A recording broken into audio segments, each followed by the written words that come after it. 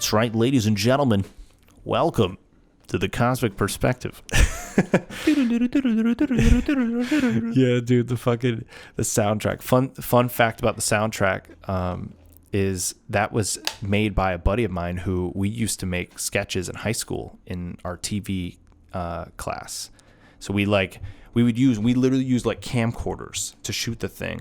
And only in like later in that year did we get one that could do I don't even know if it was 1080p, but it was definitely HD. So it might have been 720. But it was literally like a camcorder thing that one at least recorded to an SD card. But the other ones we used just cassette. Like it literally was a cassette. Like a video recorder. Yeah. I was like, holy shit, dude, we're working with some ancient technology. But we had a full-on news station, like legit, real news station. It was like a lot of it was stuff that was donated locally by a news station that maybe was no longer using the desk. So we had the real desk, the set and everything, and we literally used the camcorder things as the cameras. That's dope. But it was set up professionally, and it was my first like introduction to that world. What made you want? So is that what made you want to get into all this shit? Yeah, it honestly did.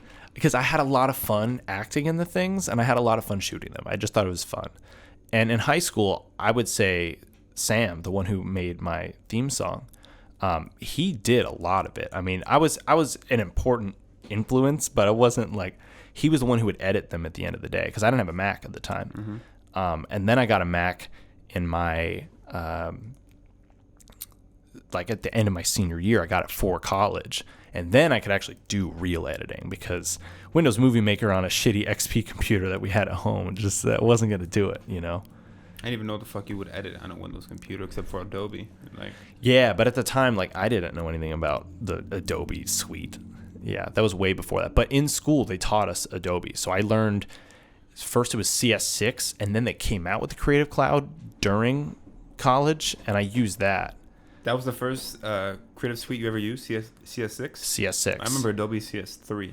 Yeah, I never had it on a computer. And honestly, my computer at home was not good enough to do that, That's wild. Yeah. My parents, they didn't care. They just needed something that could go to the internet. No, I feel you. My first laptop, well, not my first laptop. My first desktop I got Christmas of 2001. Mm-hmm. And I'm going to bring the mic closer. Christmas of 2001, I got my first laptop.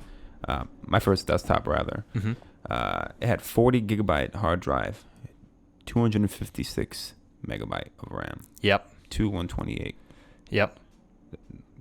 Yeah, that's weak sauce now. Yeah. You can't do shit with that. You need minimum 8 gigs of RAM, honestly. You need minimum 8 gigs of RAM, and you need a decent processor.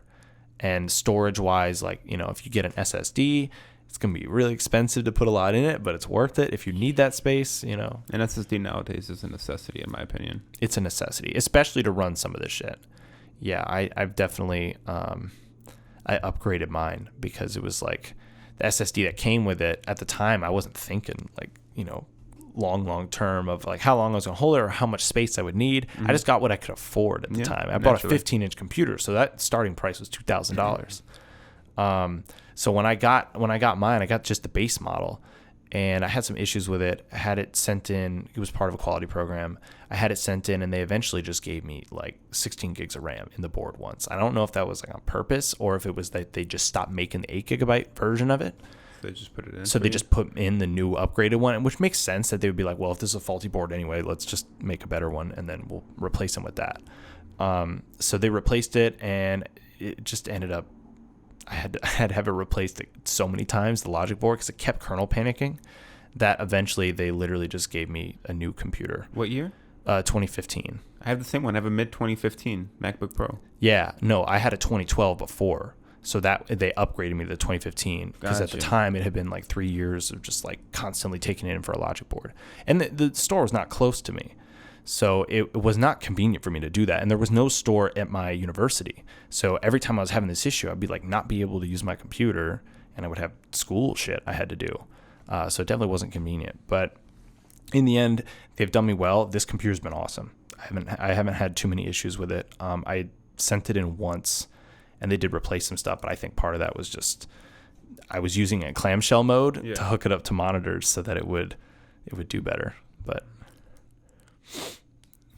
Are we? Is this started? I think so. Okay. I think that's proper. I guess we'll just. All right. Yeah. Well, let me introduce you Hi there. because now we've taken forever because this is a total sidetrack to what we're doing. But this is Jordan. He works at a dispensary, and yeah. So we've been buddies. We used to work together, and now he's full time at the dispensary. So let's talk about the dispensary a little bit. Yeah, we could do that. Yeah. What has it been like working in that kind of environment? What is the culture like? I can't speak for other dispensaries, but where I work at, we're definitely family. Mm-hmm. It's a very intimate group. So you have to be in order for things to work, in order for things to run efficiently. Mm-hmm. In regards to what it's brought me,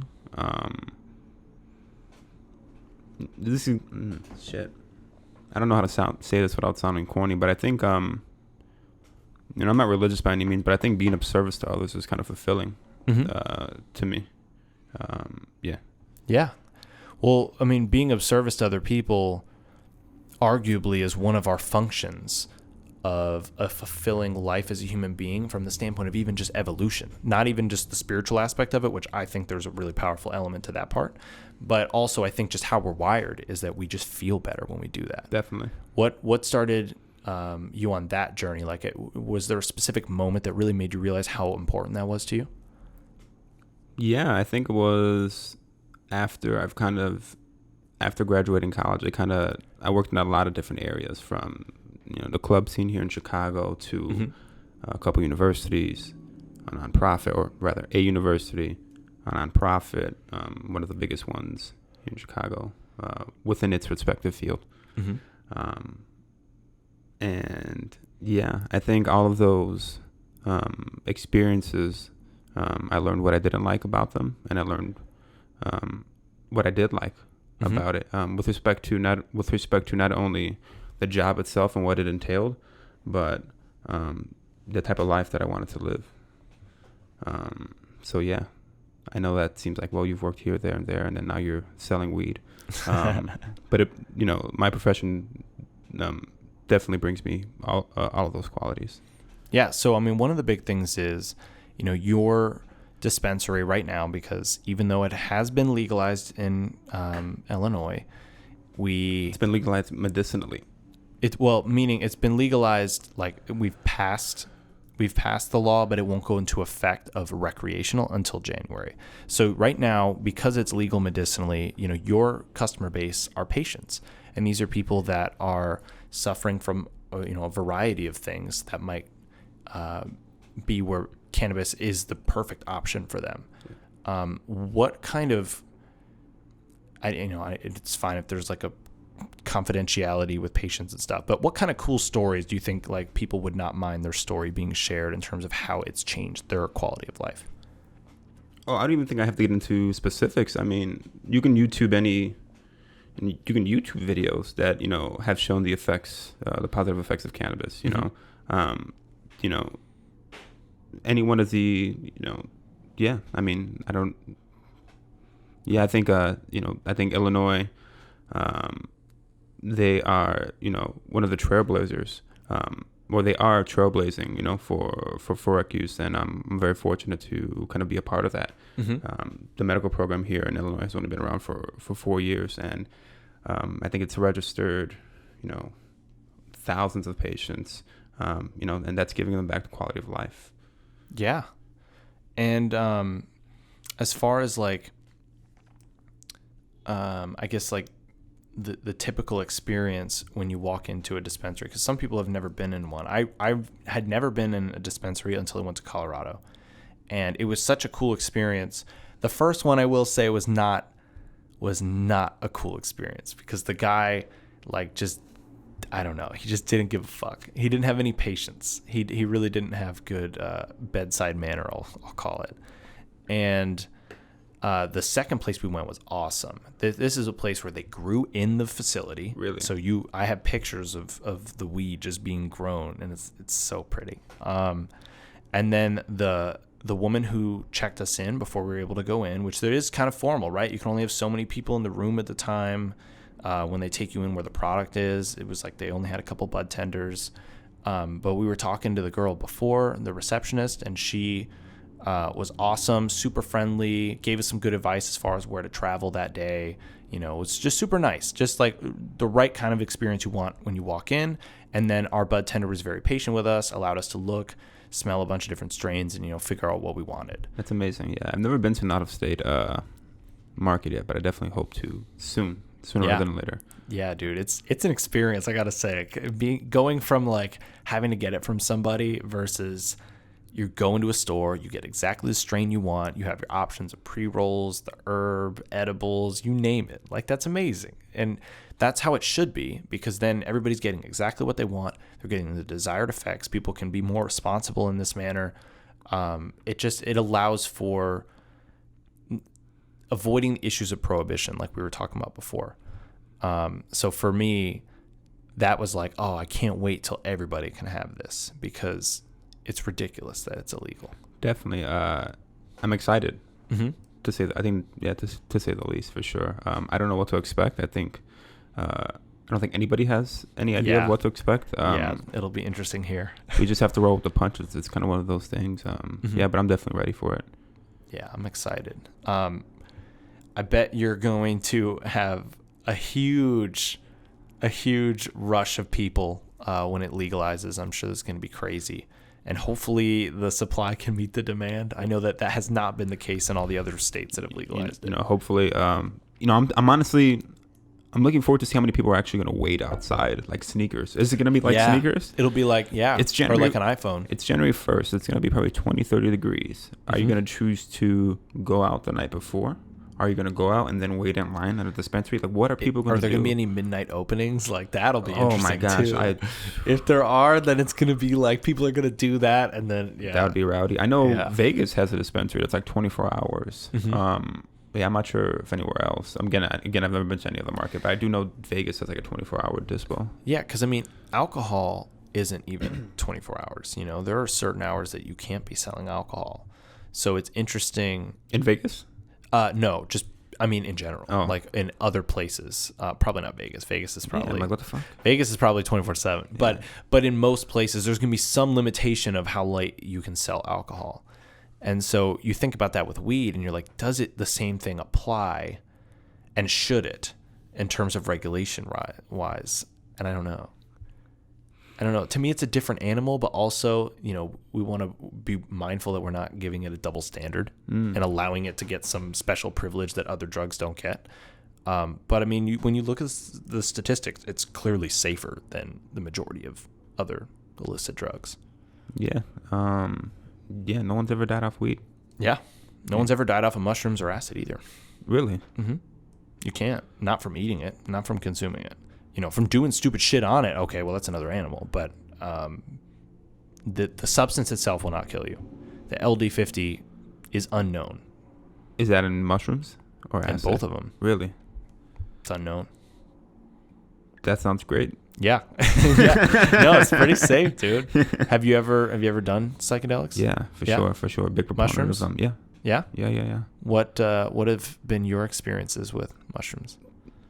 Colors aren't what they really seem to be when not on mushrooms. Wait, what? You used some double negatives there. Wait, what'd you say? When not on mushrooms? Exactly, because that makes sense if you're on mushrooms. When you're sober, it doesn't. Yeah.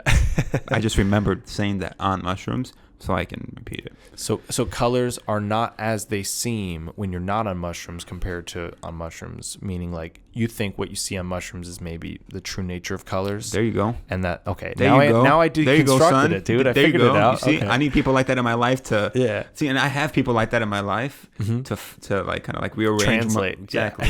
Exactly. Yeah, no, that made sense. Like I had to double take, you know, like I had to You've done mushrooms, so you're able to, you know, do that. I do think, I mean, you're getting more light in those states. Your pupils tend to be dilated, and it does seem to absorb more light, and you are seeing some little visual tricks with your visual cortex. So it does make the colors seem like, oh, this is the full spectrum, but I can't always see it in this way. I've never seen those colors in my life. Mm-hmm. I can reimagine it in my head to what I think I saw back then, right? Because I don't think the human brain works like that, where I can remember exactly how it looked. I just remember of like the last memory, mm-hmm. whatever the fuck Yeah. You know, It's a memory of a memory. Right. Yeah. But man, was it beautiful. Was it closed eyes or open? What do you mean? Like, were you looking at something or did you have your eyes closed? Yeah, I was walking down Logan Square and looking at trees, and that was that's not my most recent trip, but that was my most vivid one, I'd say. Mm-hmm. And yeah. What was the dosage? I probably did like 4.5 grams. Oh, okay. Yeah. So you're nearing heroic dose at that point. I need that though. Yeah. Like, no, Yeah. no, because like 3 grams doesn't do it for me. Really? Mm-mm. 3 grams. 3 grams will make me trip. No, when people Not like, crazy, but it'll make me and trip. people be like, "Oh, you just haven't done the right mushrooms," you know. And everybody tell me that, okay, perhaps you're right. I'm not gonna be like, "No, I got it from so and so." I'm not that type of person. Like, okay, sure, if you would like to give me some and you vouch for them, sure. If I trust them, obviously. Yeah. But always test your drugs. That's what I Yeah. always tell people. Yeah. So what got you into at least experimenting with mushrooms? Like, what convinced you that I'll try it? I think by nature, I've always been Yeah. curious just to, if the oven's hot, I have to find out how hot. I have to find out for myself. You can't tell me. Yeah. So you're trial by fire. At least I used to be. I'm not so much fun anymore. Right. Why not? People grow up. I have a couple. That's true. I have a couple gray hairs now. Yeah, and I can't be out here doing, shit now. I'm not like under 18 anymore. I can get arrested. Yeah. No, there's like definitely that. real world consequences. You got to Yeah. be responsible. Definitely. They're just looking to lock people up like me. Yep. I say that in jest, but No, I know. There's a real problem for sure. I mean, disproportionately. I don't want to talk. I don't want to talk about shit. We're gonna keep this podcast light. Let's keep it light. You're keep right. it light. Keep it light. I don't want to segue into that shit. That's not what we're here for. I'm too high for that shit right now. To be quite honest, I understand. I fuck up and say something that that you might regret. no, I won't regret. But Yeah. that may not be like by Mm-hmm. a lot of people. Well, Some people. and what you were saying too, because we were talking about this earlier before we restarted here. Yeah. You were saying that you can't even be around people who are not authentic. Like, and we were talking about the feeling that you get when you're around somebody who isn't themselves. So I want you to elaborate a little bit more into that. Yeah. I think if I have experience interacting with the person, right, and that's what I meant by that. Mm-hmm. Obviously, if it's somebody if I never met, I don't know who the hell they are. But if it's somebody that I've interacted on a personal level, in several situations, and I know, like I know them, like I fuck with them, Mm-hmm. and then we're in another setting and it's the complete opposite, or for whatever reason it's, they flip the switch. I think that's. Yeah. It shows a lot. Yeah. Yeah. It speaks volumes when you when it's somebody's authentic self. So then if you're seeing them put on a show, like you can see through the facade. It's very straightforward if you actually know the person. Yeah, like why be a gimmick? You can just stay quiet. Like sometimes saying nothing is just better than kind of like acting out and shit like that. You know what I mean? Like Drake, a wise man once said nothing at all. I mean, that's not his quote, but like he quotes in that song. Interesting. What song? It's off of his latest album. I can't recall. What is it? It's the one where he talks about his son. Hide my world from the kid. Hide the kid from the world. That line. Damn. Oh, yeah. You didn't listen to that album? Not the album. The diss tracks, definitely. I'm a big, Yeah, the I'm Pusha a T fan. thing? Yeah, I'm a fan of hip hop. Yeah, sure, what'd you think? What'd you think of the Pusha T thing? Bars. Yeah, Pusha's always had good bars, and I like Pusha T. So I definitely loved his "My Name Is My Name" project. Oh my gosh, everything. Yeah, no, I like a lot of his work. I like his bars on all the Good Friday tracks. So I like him. Some of the stuff he said, I'm like the thing he said about 40. I was like, man, I don't know if I like that part. That part was not cool. But you step into the circle. I know. No, I get it. And worse things have been said in previous hip hop beefs. So I'm not saying that it's not potentially been fair game already. But what I mean is that I just personally didn't like that attack because the nature of that, like he didn't choose to have MS, But whatever, he's taking some cheap shots. He knew that it would get buzz, and he knows that he's not nearly as rich or famous as Drake. So, I mean, at the end of the day, he is reaching up. Totally. Yeah, I think, it's a casualty by fire. Is that the word, right? Like, or not guilty by association. Yeah, casualty by fire, right? Or fire by whatever it's called. Like, because you're in that circle, you're likely to get hit too. Yeah, totally. And I mean, I'm sure he knows, like, he's signed up for that. Yeah. Like, 40 knows what he's signed up for by being, Sure, Drake's sure. exclusive producer. Sure. Has he ever made tracks for anybody else? Couldn't tell you, but he's damn good. He's so good. He's so fucking He's good. so good.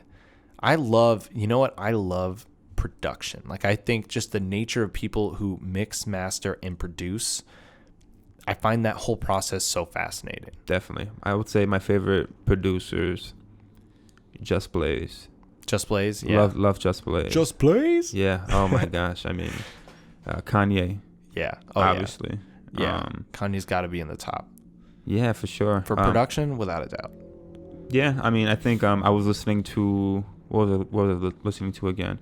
My Beautiful Kids He Goes. Oh, My Beautiful Dark Twisted Fantasy. Yeah, the whole album again, and the video that he made for it as well. And I was just like, he was like in his early 30s, I think, mid 30s when he did that shit. Right? Yeah, no, that's my favorite Kanye album. For sure. I think that's peak. Yeah, I think Kanye. it's peak Kanye. I can see why people would like Graduation or Late Registration or anything. I totally get how those could be somebody else's favorite album, because I like those albums too. But for me, My Beautiful Dark Twisted Fantasy is like Kanye at his best, just in most of those tracks. In every facet. Yeah. Yeah. From the arrangement to the production to the features, the arrangement of tracks. Yeah. What do you think of, because it's in a similar line, what do you think of Travis? Travis? Yeah. Oh, Travis is turn up music. What you talking about? Dude, he's some Love turn up Travis. music, but Love Travis. His production, I love his sound design. Is that what it's called? So listen, I don't know shit about music in that aspect. I know what I like, and I think I know what sounds good. Mm-hmm. A lot of his beats kind of sound the same. Like you can tell what a Travis beat is. Sure. You know what I mean? Sure. I mean, they have a vibe. But that's what it is. That vibe is that's not a vibe I get sick of though. No, it's a signature. Yeah. That whole kind of like Bay Area kind of snap vibe. You know what I mean? Yeah. I get sick of that shit. Yeah. A lot of this other kind of like hippity boo bop shit. Mm-hmm. Can't dig it.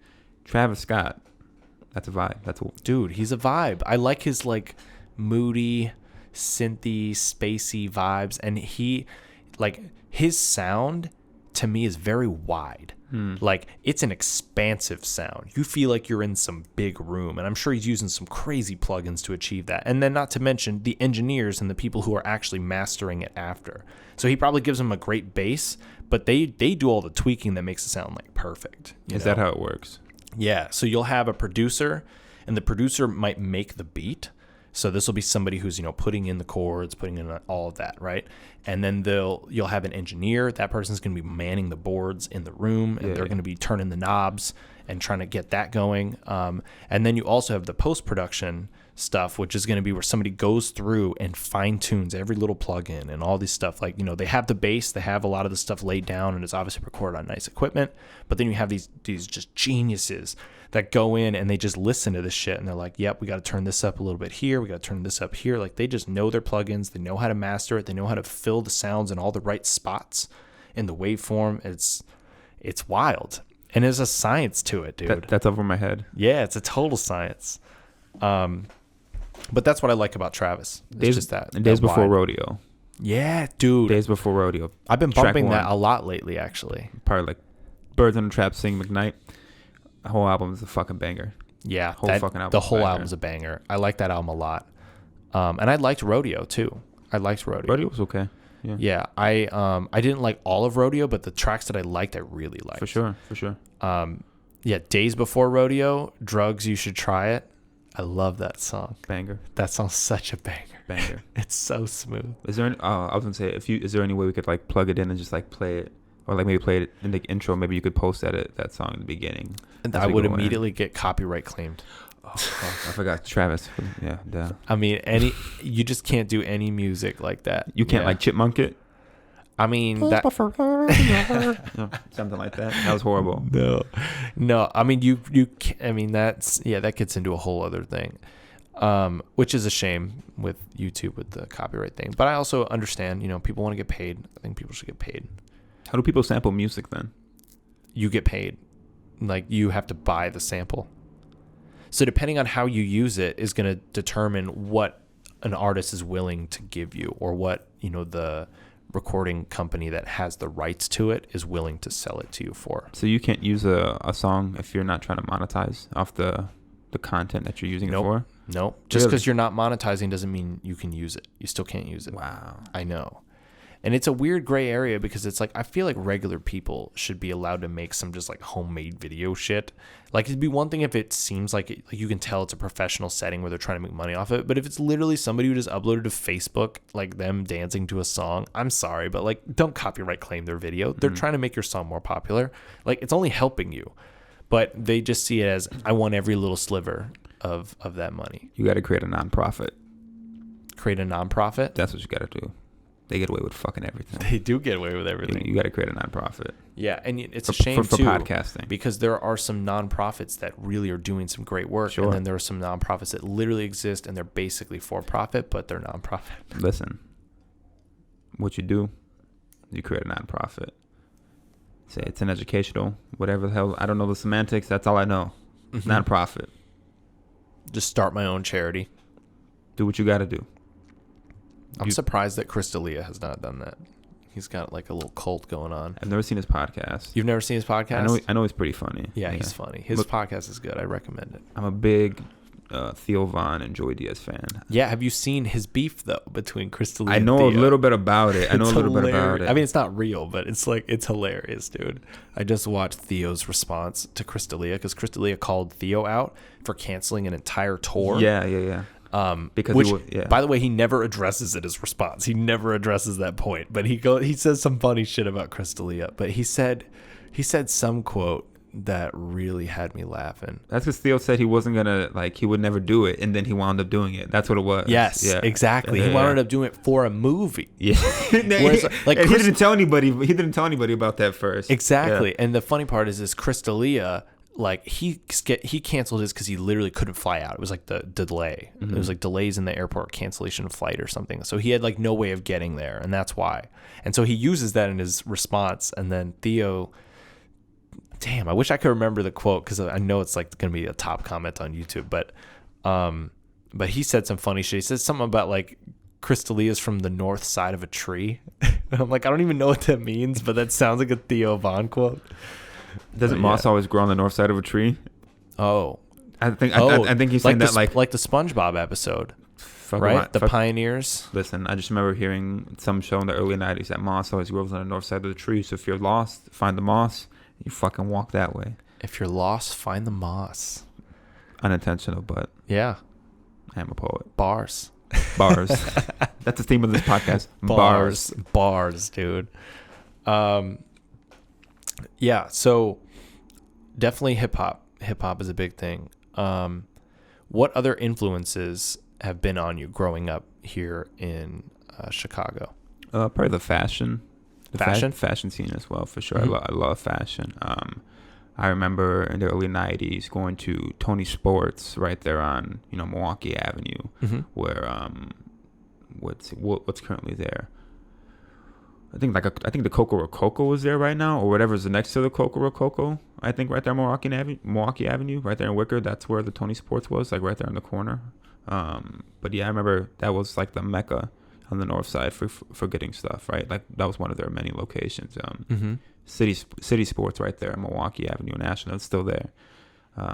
Going there and getting, Air Force Ones with like Burberry and the Nike sign, back in like the early 2000s when that was, when wearing all Burberry was a thing, Damn. Just shit like that. Just like, Humble Park shit. Yeah. How'd you get into fashion? Like just from being around it on those places, or like what got you to even go visit those places in the first place? I think, my sister, first and foremost, definitely she, and then growing up in Humble Park, you just kind of see, everybody has like the latest J's on, or the latest at that time. It could be like, Inichi, right? Or Mecca, or what else was popular back then? Sean John, mm-hmm. right? I was born in 1990, so I'm referring to like brands that were hot in like the late 90s, early 2000s. Sure. Right? Fat Farm, Rockaware, like Jean Fits, right? Like all that shit. Mm-hmm. So definitely just seeing that definitely made me kind of like, that got you into it. Oh, for sure. So what's your involvement now in your age in terms of like what what are you most into in the fashion world now? Yeah, I think just really being a fan of it. I don't have any like direct input in it yet, Sure. although you know. Is that an ambition of yours? Well, ambition or current, you know, or something currently working on. I can't really talk about it. Sure. But, that's fine. You know, that's a prelude to something. But yeah, I forgot what your question was. Yeah. So like, sorry, it's kind of the weed making me a little foggy right now. No, it's all good. So like, in terms of getting into fashion, even as a fan, yeah, you know, like what are some things you're into right now? Like sneakers? No, like... I'm not a big sneaker fan. I love Gore-Tex. Gore-Tex is fucking God. Do you know what Gore-Tex is? I don't know what Gore-Tex, it is. Enlighten me. In short, it's just water repellent. Like, it's material that just does not allow like water to like seep in. It keeps your foot dry. If I could put my foot on this table, I have some St. Alfred A6 Gel Light 5s, I think they are, or 3s. Gore-Tex. They're the purple ones. And I just fucking love it. I'm really big into functional shit, right? Yeah. Especially living in a city where I don't drive, so I walk or take the bus or take the train everywhere. Same. So I need some shit that's going to keep me dry and functional. Sometimes that's at a cost, right? A lot of that shit. You can go to Uniqlo and get some really nice water repellent shit, right? But if you want some shit that's gonna last you a couple years, it's gonna cost you. Yeah. And like we're talking couple bills or no, right? So let's say depends what your budget is, right? Like all this podcast equipment, right? I could probably, right? Like there are some brands that, you know, a pant and a jacket probably cost like, you know, the lot, including like the MacBook, right? Including the Mac? Yeah, you know, and I can say and that the iPad? And I can say that because I have a pretty firm idea of like, you know, like audio equipment and stuff like that. So I'd say like, yeah, like look at an acronym. Right? Or look at like even something like a Visvim jacket with Gore-Tex, with the Gore-Tex line, even though they really don't, you know, Gore-Tex isn't really like their main thing, but something like Acronym, they'll have like a jacket that's, you know, $2,000, $3,000. That's this computer right here. Pants, yeah. Which not even anymore because it's not new. Right. Yeah. But it's definitely, it's an aesthetic, right? It's not for everyone. Not everybody could rock that as well, right?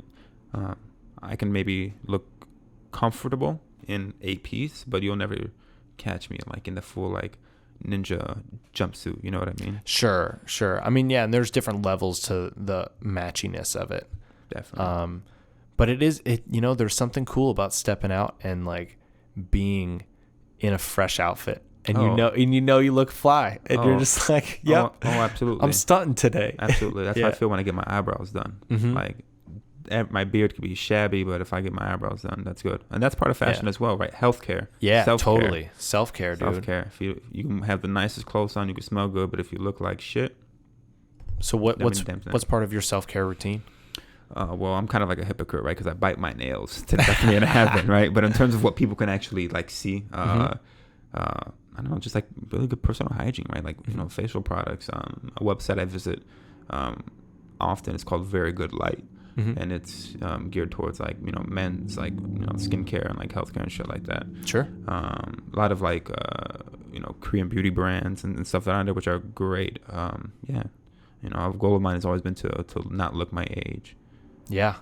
And you know, that's a pretty good goal to have, right? Yeah. It's kind of vain, right? To say it's like to not look my age. But like meaning like, you know, you want, because what you were saying is it's about that, you know, the self-care part. So it's not just the vanity of looking good. There is an element of making sure that like you're actually in a good spot health-wise in order to look good. So that's talking about actual maintenance of your body, the things you're putting into it and what you're doing to maintain it. I'm going to use that justification. That's very poetic of you to say. I think for me, at least, it's half vanity, half just... Sure, and it could be vanity too, and that's fine. We're human. I mean, of course, we're going to enjoy those things. But I think there's a lot of value in the aspect of like, well, I want to do this because I want it to be good for me. You know, I want to be in a spot where I'm so healthy that, yeah, of course I look good, but really it's that I'm in it for the long haul because you only get one body. You only have one body to do this. That's true, right? If you fuck it up, it's all you got. Yeah. Until we can build arms and legs. And I mean, we already can, but meaning ones that are genuinely just as good, if not better. Get a new digestive system. Get a new like gut biome. Well, that's possible through eating. Yeah. Yeah. Right. I meant like literally just like No, I extracting. know. Like, Yeah. And I fucked it up. Yeah, you know what I mean? No, I know what you're But saying. yes. Like the augmentation of Yeah. it, like literally augmenting it. Yeah. What was I gonna say? No, I love red meat, so I don't know if I'll ever go like full-fledged healthy, or not healthy.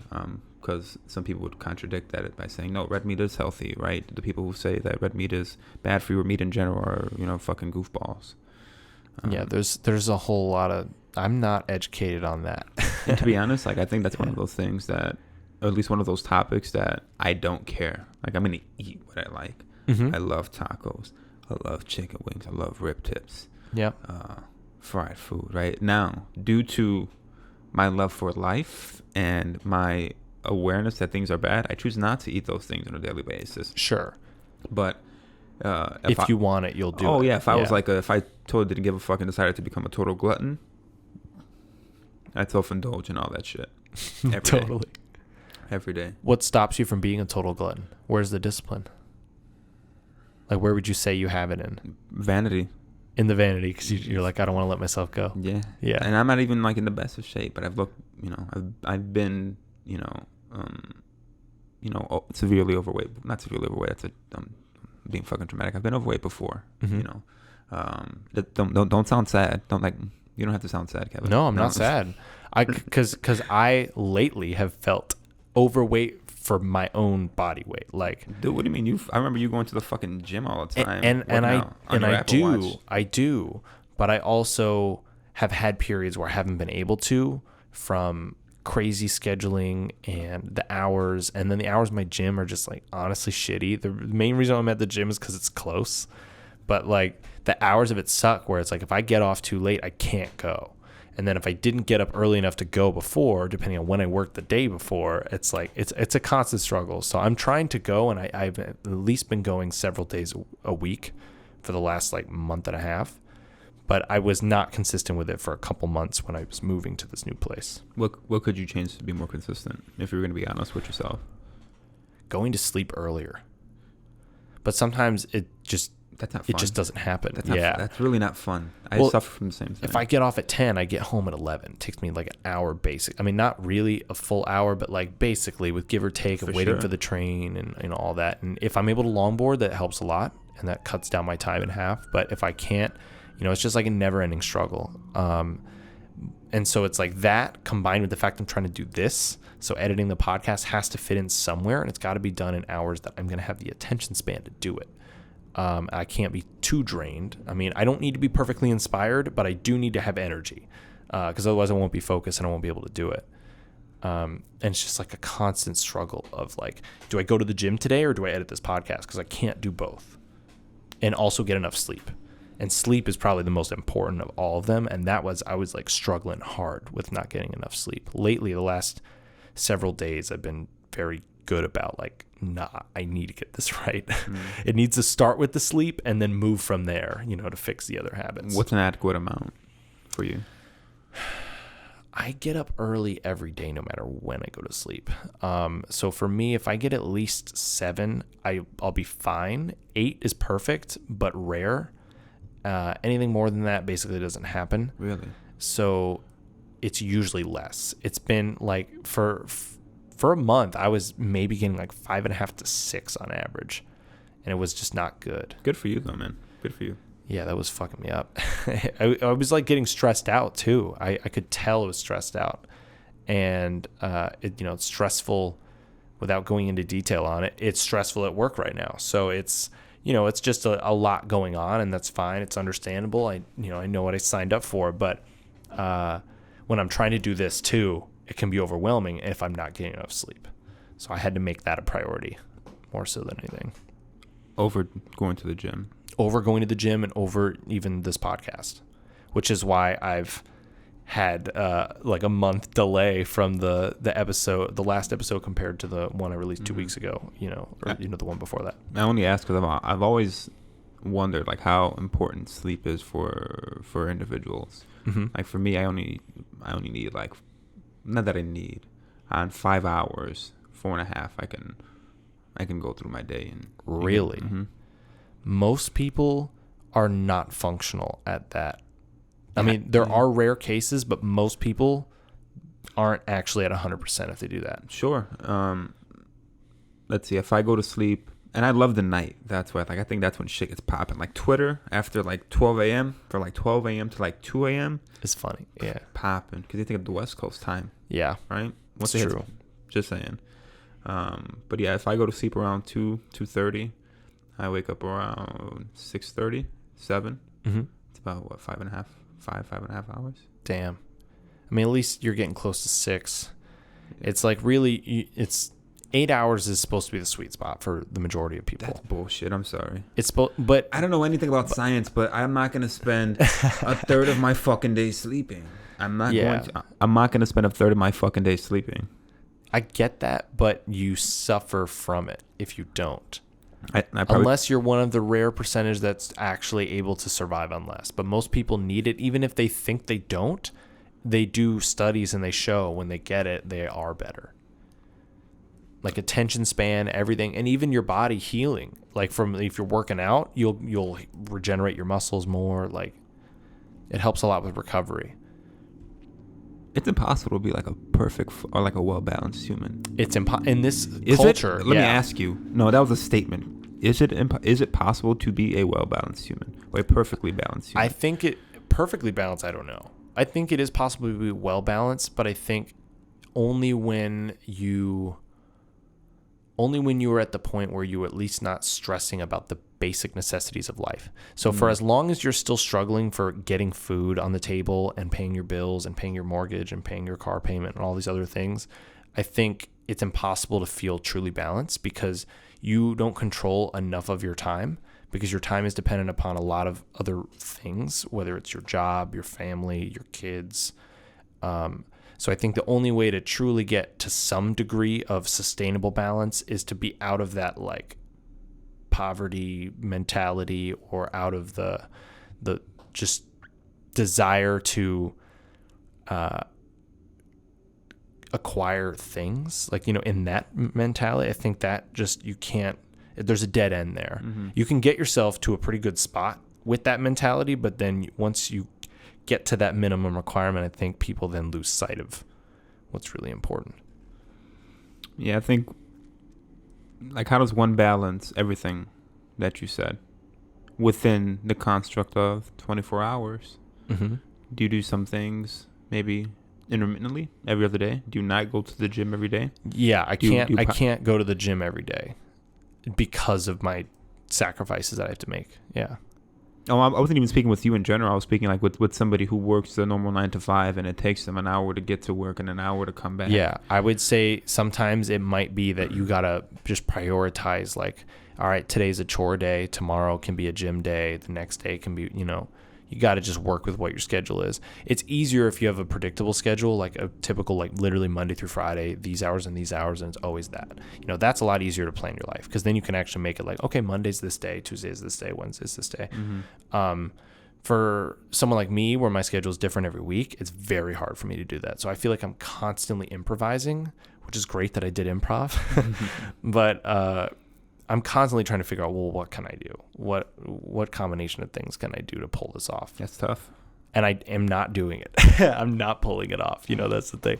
I'm trying, but it's not balanced. That's why sometimes I'll go without posting a podcast, is because I'm like, I literally couldn't fit it in with everything else that I got to do. Well, I would say that this is one accomplishment that you should feel good about, actually getting this set up.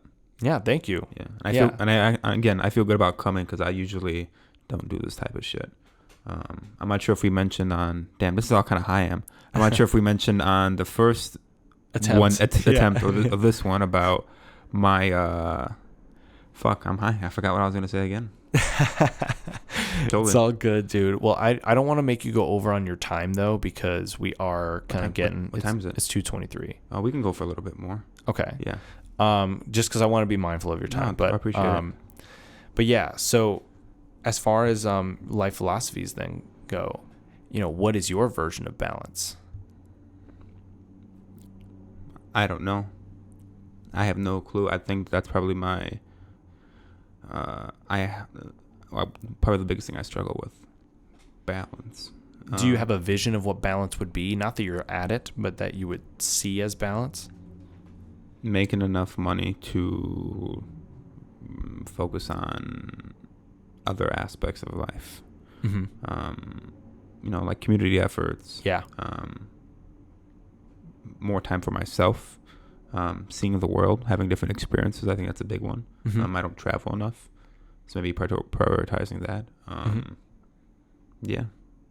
I think those are all really good, worthy things to think about.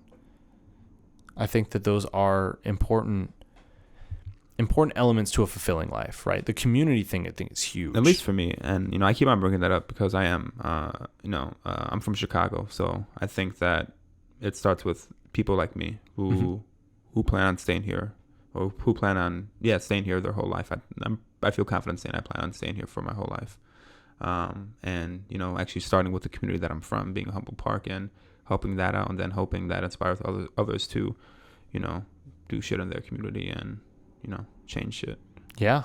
And I mean, especially when you've grown up in it, you know it well enough to know what it needs. And if you step outside of it for a little bit, and then come back, you might even have better clarity too. Have you ever considered not moving to another state, but literally like maybe spending like a couple months in a place? I stayed in the burbs my freshman year of college for like 10 months. It was horrible. I can't a different animal. I can't imagine if I can live in a larger city, being maybe LA, maybe New York, something kind of like with the speed of Chicago. I'm not sure. I'm assuming LA does. New York probably quicker, right? Yeah, New York's crazy. But the time I spent in the burbs was not fun. Too slow. I remember the first night I couldn't sleep because I heard the crickets and like other insects that I've never heard before. There was no light. Like I saw the stars, which was pretty cool. But that's awesome. I was like, whoa, that's kind of weird. There was no like artificial light around and shit like that. But it took me about a week to actually like get comfortable. Yeah. Going to sleep. Yeah, and that's interesting because I grew up in suburbs, like in Florida, which is a totally different animal. And it very much was slower paced. Like it definitely was like slower. We live in an area where it's like we have trees and forest everywhere. We have ponds. Alligators are a frequent sighting. It's such a normal thing. Like an alligator is such a normal thing for me, and I know it's strange for people here. You'd pick it up and just like move it? No, fuck no. No, like they're dangerous. Like just because you grow up by them doesn't mean you can wrangle them. But I've definitely had some very close encounters with some alligators. I mean, I remember one time in college, this is my freshman year in college, and my buddy Russell and I were going to our usual smoke spot, which was by these dorms that had like a soccer field, and it went out to a bridge that then was kind of down a trail. That's dope. And it's like a perfect just like chill spot where you don't really have to go down the trail, and you can kind of just sit at the bridge, and we just would smoke a bowl or whatever. And we were trying to take a different shortcut to get there because we're like, this seems like it's connected. Can't we just go in through the back? And so we were going in through the back, and all of a sudden I look and I see these glowing eyes. And we're talking like at least a 6 to 8 foot gator, somewhere in that range. So it's not like a 12-footer or anything, but it is a significant size gator. And I back up, and my buddy Russell, 6'5", like I think he was like 220 or something at the time. And I bump into him, and it's like bumping into the wall. I'm like, bro, we need to go. And he's like, what? And I'm like, look. And then we see this massive gator just sitting there. And it wasn't going to do anything to us. We were able to get out successfully. But it was like... You think it wasn't going to do anything? No, it would have if we got close. But meaning we were far enough away that I don't think it was going to like try to jump out and attack us. I don't know if it was hungry or not, but it certainly didn't... It certainly wasn't desperate. And we were able to turn around and walk away. But like... Seeing an alligator like that is a totally normal thing to do in Florida, depending on where you're at. What's the difference between a gator and a crocodile? Do you have both? Are there both in Florida? No, it's just gators. I know a lot of it has to do with like snout, like the snout design and the length. And then there's caimans too, and those are like tiny little gators. Those are like South America. But there are crocodiles that are in South America. And I'm trying to remember what the differences are between them. But like my experience really is only gators. I never really saw crocodiles. Are Are those Crocs in Donkey Kong or are those Caimans? That's a good question. I don't know. You just fucking blew my mind. You know what I'm talking about, right? Yeah, I don't know what the official thing would be. Oh my gosh. I see your controller over there and I'm just like, oh yeah, dude. Do you have like Donkey Kong? Dude, so they actually I do have Donkey Kong. I actually have Donkey Kong for the Wii U. The Tropical Freeze one. That's hard. That game's hard. It's hooked up to the TV too. Tropical Freeze. Yeah, it was a game that came out on the Wii U and I think it came out on the Wii and they like remade it for the Wii U. Do you have any Donkey Kong Country? So the Donkey Kong Country, I haven't used the new update, but they now have Super Nintendo games, and I would imagine that's part of that. But they have Super Nintendo games online if you have the online subscription, and then they also have regular Nintendo games that are on the Switch. So it's like you can connect that to the TV? Yeah, it's already connected to the TV. That dock right there is connecting it. Oh, that's what everybody has. Dude, the Switch is the shit. They came out with a new Switch that is the same Switch but has better battery life, like literally like multiple hours more. And then they came out with a Switch Lite, which is like a portable only version, and it comes in a few different colors. It's kind of like the iPhone 5C type design, and it's cheaper. It's $100 cheaper. It can't be docked, so you cannot put it on a TV. But if you're giving it to a kid who you just want them to play in portable mode all the time, it's fine. So that's like a PSP on steroids. Yes, but it's a full Switch. There's just some games that it won't be able to use because it doesn't have the Joy-Cons. It's all connected because it's like one big thing. Like with that, you can remove those controllers off of the Switch, but not on the Switch Lite. But like, dude, now that's the future, which is amazing that we have a console, like full-blown console, where you get full-blown Nintendo games that I can literally just play in my room. Like I just take it off the dock, I sit there and I play. I've been playing Fire Emblem. Have you ever played that series? So it's like RPG turn-based thing, kind of like a Final Fantasy type thing. Love that game. But do you play Smash? Nope, don't like the game. You don't like Smash? I'm a Donkey Kong Country, Diddy Kong Racing, Mario Kart 64, GoldenEye motherfucker. Okay. A little bit of Zelda. Okay, yes. The only thing I like doing in Zelda, though, not gonna lie, is just fishing. You know that one thing in like Zelda where you can just go and fish and catch the fish? Ocarina of Time? Mm-hmm. I don't know. So I have cousins that live in Rockford. And every time I would go there, they'd have Zelda. And I would tell them, hey, just give me to that part where I want to fish. And they'd look at me like, what the fuck? All you want to do is do that? Well, you don't want to play? I'm like, no, all I want to do is just fish. And I would play Zelda I'd do that for like an hour or two, just at that part, just fishing. Did you get the really hard one to get? Because that thing's... Like the big-ass carp? Yeah. That one's the worst to try to get. He's so hard. I don't know. It's a heart piece. I love it. Yeah. No, I love Zelda. Have you played Breath of the Wild? That's the latest one. Nope. All I did was fish. Dude, Breath of the Wild is like, it really is, and people have said this a bunch of times, it's like Skyrim combined with The Legend of Zelda. So you get to go anywhere, and in this game you can climb. So you actually can literally climb mountains. That's like straight up, you scale the mountain. I saw the Spider-Man game remastered. That shit looks amazing. The Spider-Man game looks cool. It looks fun. PS5 coming out 2020, right?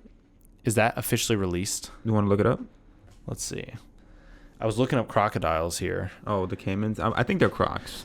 I think so. Crocodiles are in the tropics in Africa, Asia, Americas, and Australia. Crocodilia, all of whose members are considered true crocodiles, are classified as a biological subfamily. So I'd be curious to see, like the differences between, before we jump to the other thing, between alligators and crocodiles. Probably size, like you said. Hey, Kev, it is snout shape. Real quick tangent. I go on a lot of tangents. You haven't even hit that bong yet.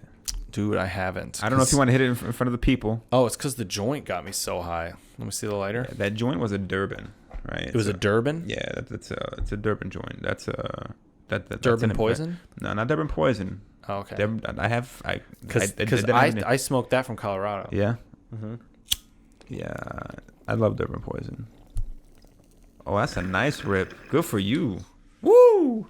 I'm a professional. I gotta fuck with you more often. I like that. I like that. Is this still wrong? And it's still smooth. Yeah, so alligators have wider U-shaped snouts.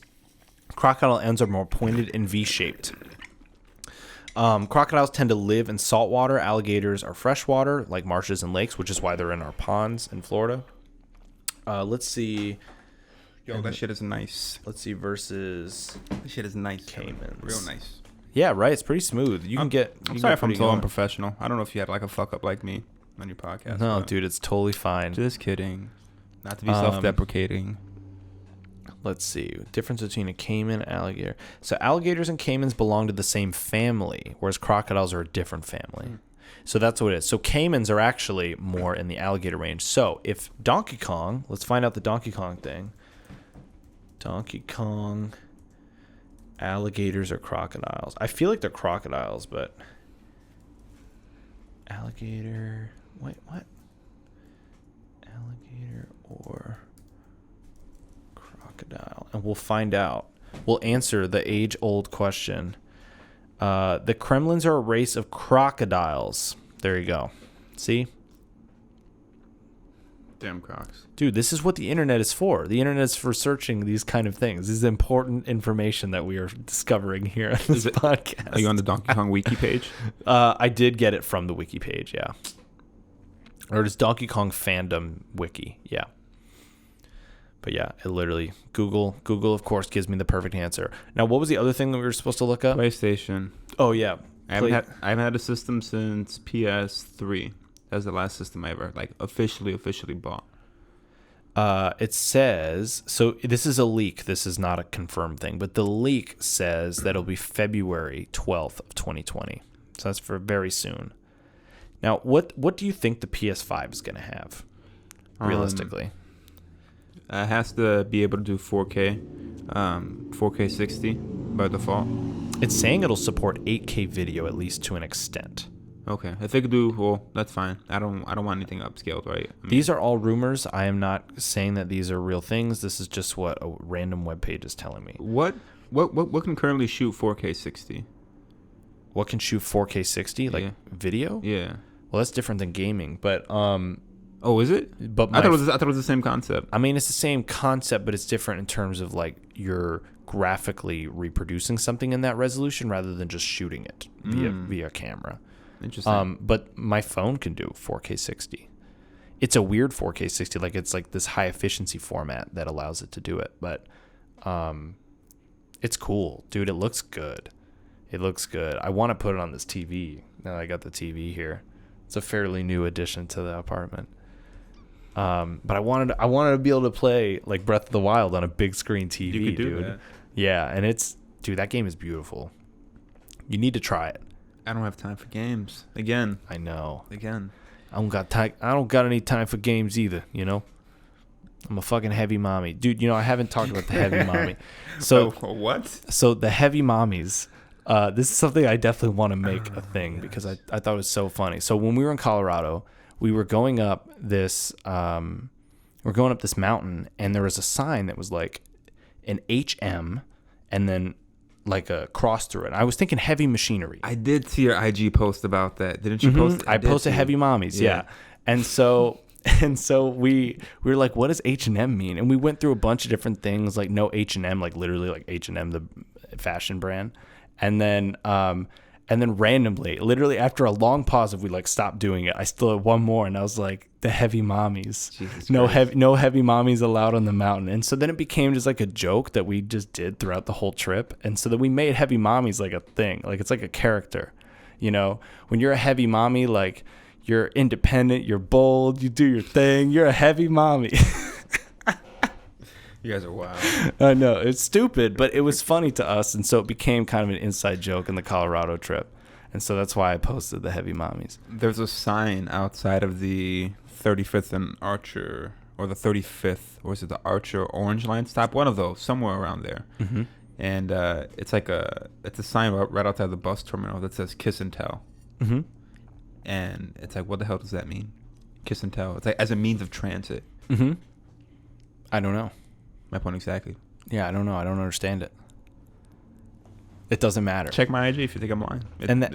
That's why heavy mommies, it doesn't matter what it means, if it means something different to everybody, But to me, a heavy mommy is like, as an example, something we were saying was heavy mommy shit. was like we were on this mountain. We're looking out at the most beautiful sunset I've ever seen. We're talking pinks, purples, like just colors that are just more vibrant than real life. And we were on acid. So it was like even more intense and amplified. Definitely. And it was literally the most perfect day, the most perfect temperature. And we're like, this whole thing is some heavy mommy shit. This is what you live for. You know, these are kind of the peak experiences of life that you get. And like, you don't have to have a lot of money to be able to do it. We did this trip very cheap. We flew there cheap. We stayed there cheap at Airbnbs.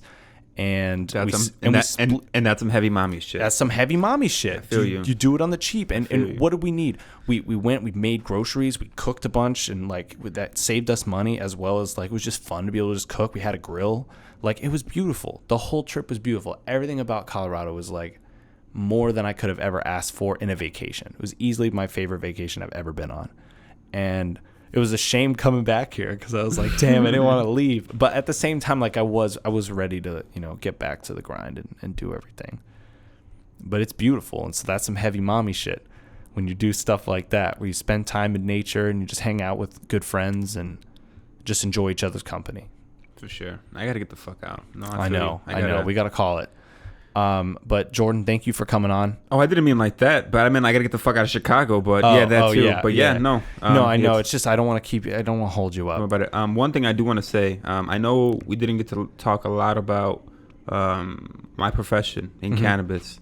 As soon as it becomes rec, we could definitely have a more in-depth conversation. Yeah, I didn't want to get you in trouble. That I can guarantee. Not even in trouble. Just I don't want to speak about anything regarding like the laws and shit like that in case, you know, they change or anything happens between then and there. Totally. So yeah, if you would like to have me back on, I would like to come on afterwards and definitely. No, I'd love to. I think that'd be awesome. We'll talk some heavy mommy shit when we come back. And yeah, dude, I think it'll be a lot of fun. Thanks for coming on, dude. My pleasure, dude. Peace.